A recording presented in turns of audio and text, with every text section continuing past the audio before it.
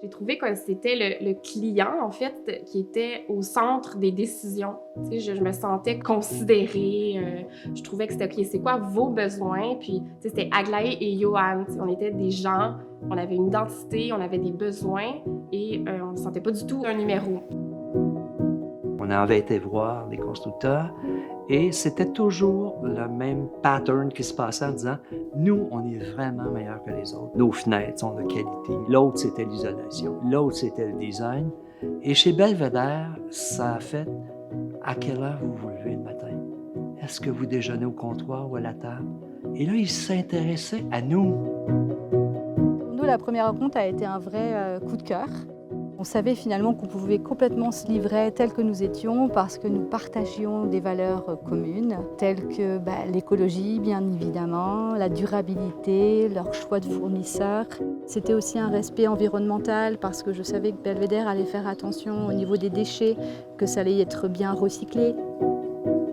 D'office, ça allait de soi de se faire construire une maison écologique. On voulait que ce soit une maison qui soit durable dans le temps, mais surtout, on voulait vraiment une maison saine, en fait, qu'on soit à l'intérieur puis qu'on respire comme de la pureté. Je recommanderais Belvédère pour l'expérience client. On s'attend à être supporté, encouragé, à travailler en équipe avec les gens qui construisent la maison. Avec eux, on a réussi à avoir tout ça. Encore aujourd'hui, là, j'ai des frissons là, quand j'en parle. C'était très, très agréable.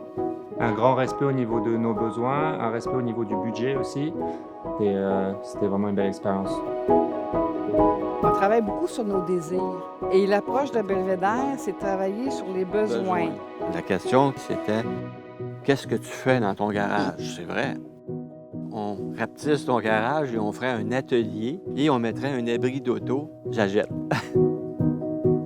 Moi, ce que j'ai apprécié en amont, surtout, c'était la transparence, parce qu'on a rarement des budgets détaillés.